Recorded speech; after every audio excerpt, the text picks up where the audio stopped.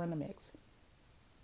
And that's cool because that person's hate just fuels my fire to do even better, to go even harder, to grind even more. So you need a hater in the mix. They serve a purpose. But for the rest of us who weren't put on this earth to be the hater, start doing what you were actually put here to do. Help the next person so that they can grow while you continue to grow. You never know, that person you help may come back and help you. So I'm telling this story now because there's somebody that's listening to this that has been there, that has been through that pain of, I didn't think my parents wanted me, or has been through that pain of, well, why the hell was I ever even born? Has been through that, the situation like my own of, I've had to be a grown up for so long that I don't even know how to be anything else but the adult in charge. There are other people who have been through what I've been through, and hopefully they will learn something from listening to this. And then there are certain topics that you will hear me speak on, but I will tell you right off rip, I'm not speaking from personal experience. That's like, somebody asked me if I was going to speak on abuse, more to the point, spousal abuse, domestic violence.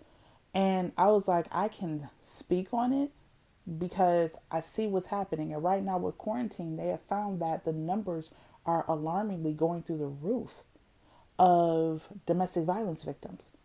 Y'all are now trapped in the houses with the people who are supposed to be your wives or your main chicks or your husbands and your main mans, and you can't get to your sides, and now y'all abusing the folks in your house.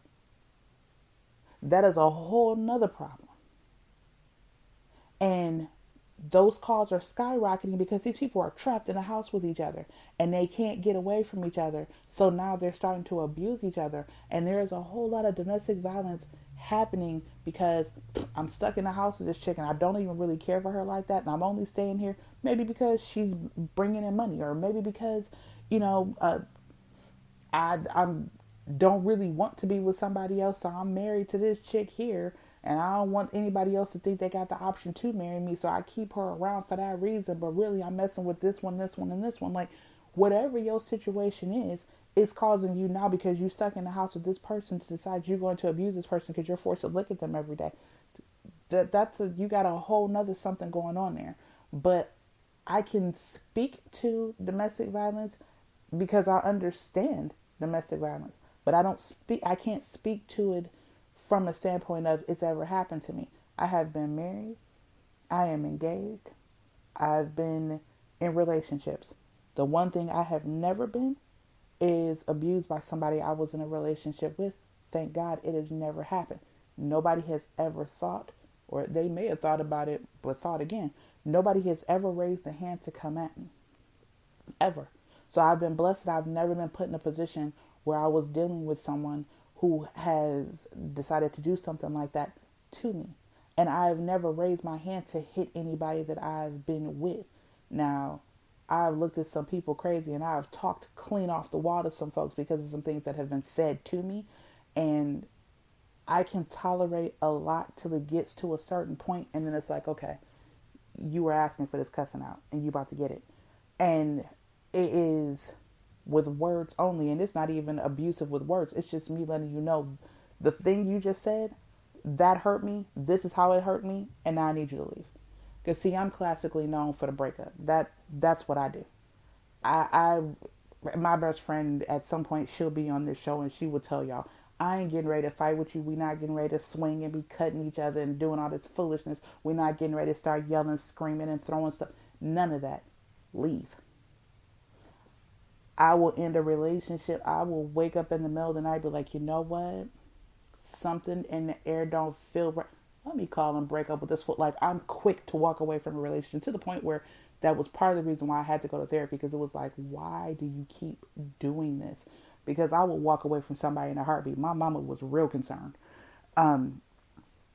Because I don't want to do all that. I don't want to do all that. The arguing and the fighting, the cussing, the screaming and throwing stuff. Like, I don't want that energy in my house. Unfortunately, there are some women out here who are trapped in it and they can't get out of it. And maybe they saw it as children from their parents, and they don't believe that they deserve anything more than that. If you know somebody in that situation, if somebody's listening to me and you're in that situation, yeah, I don't care if you have to call and call the police and call for a pizza, and they'll understand. If you have to send, like I tell people every single show, that phone number you see on my page, it works. If you have to send a text message, this is the address, send that over. Like, if you need to talk to somebody, you need assistance of some sort, like, if you can. And the reason why I say if you can, because there's some people, why don't you just leave? It's not that simple. There are people in these situations who have children, they're terrified. There are people in these situations, even if they don't have kids, that they don't see a way out, or they've already been told if they tried to get away, that was their lives. Like, there's some serious threats going on in those situations, and they are too scared, and they don't have anybody who will be on the other end for them. So, okay, she gets out the house, she runs. To who?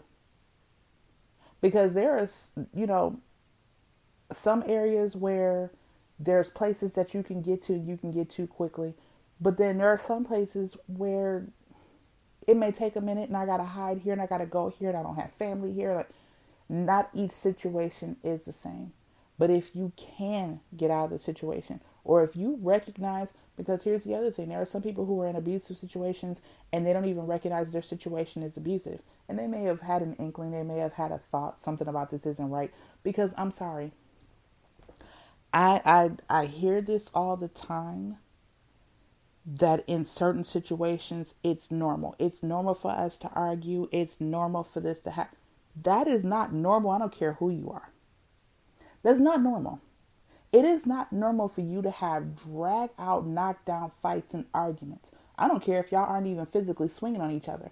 The fact that you are going for the jugular, that y'all are saying things and hitting below the belt with your words, that is not normal.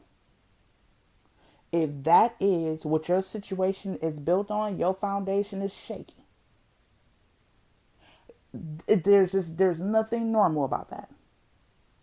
And yeah, relationships are work, marriages are work. You're going to have disagreements. There's going to be upsets. There's going to be times where you have to walk away and cool off. You got to go and you got to think about it. And then you come back together and you talk about it. But flat out arguments, we screaming, we hollering, we don't speak for a couple of days, we throwing things. That's not normal on any day. It's just not.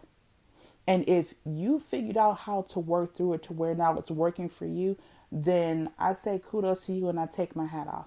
But I had a great aunt who said that she went in her prayer closet daily because her husband was a womanizer, and she prayed, and she knew he was a good person, but he just had this trait in him.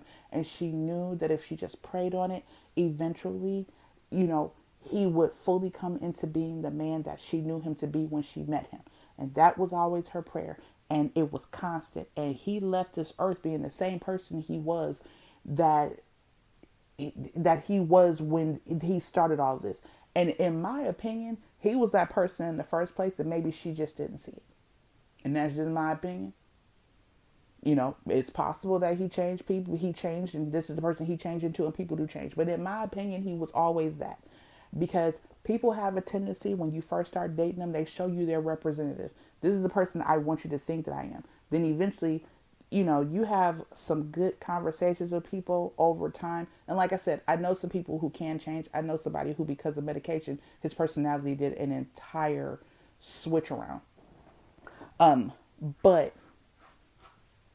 I'm talking about people like in her case, they were married 4 or 5 years, and then all of a sudden you see this side of him where he's hitting on and flirting with other women, talking all crazy out the side of his neck.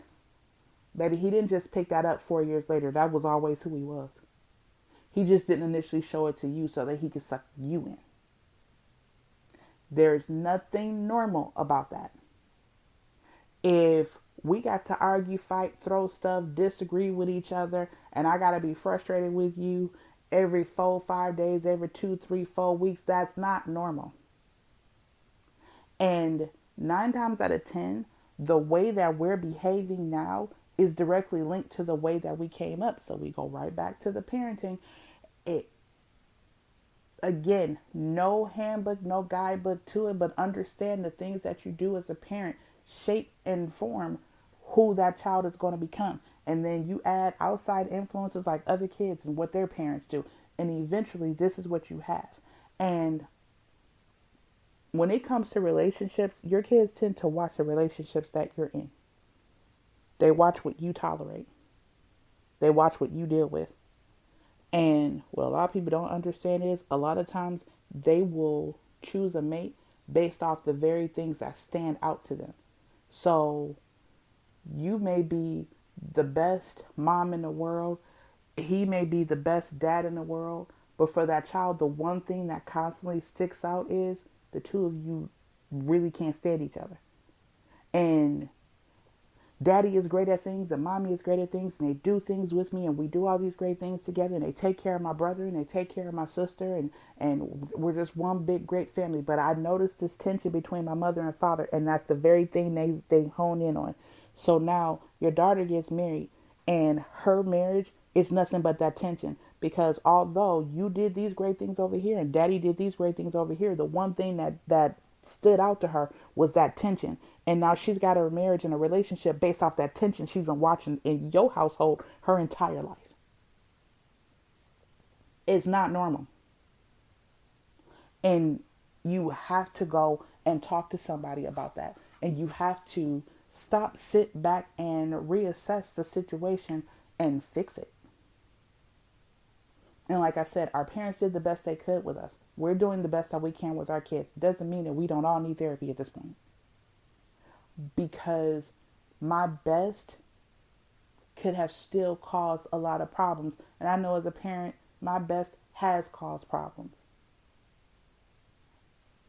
I mean, if you have a kid who doesn't end up needing some couch time, then you really do need an S put on your chest. We're all going to do things or say things that's going to have our kids looking at us like, really? I can't stand you. And then we'll turn around and say, you know what? I love you and you're the best parent in the world. It's just the nature of being a parent. But understand that everything you do, everything that happens in your household is rubbing off on your kids. And the reason why you are the way you are is because everything your parents did and everything you saw in them, it rubbed off on you. So everything that happened in my household when I was growing up is the reason why I am who I am today. And that will continue on. And at some point, somebody has to fix it. Some point, somebody has to break the cycle if it's a bad one. Now, like I said, I don't know any children that are going to come through unscathed and don't need a little couch time. But there are some situations that are just not so bad. It's like, yeah, my parents argued from time to time. Then that's one thing. But when it's like a constant, or it's, drag out, knock down fights, or people are swinging, and if you're in a situation like that right now, then you need to really take a step back and think about it. And I'm not talking about, women trapped in domestic violence situations. I'm just talking about, relationships where y'all really go at each other, and then tomorrow y'all cool, and then 3 days from now y'all can't stand each other, and 4 days later, y'all need to really sit down and talk about it, figure it out, do something about it. Because like I keep saying, that's not normal. And come to an agreement. And like I said, it doesn't mean that relationships don't have their ups and downs. It's extremely normal for your mate to get on your everlasting nerves. When I say it's not normal, I'm talking about the constant. There are situations where there is constant arguments and taking jabs at each other, that below the belt foolishness, that is not a normal situation. Having disagreements is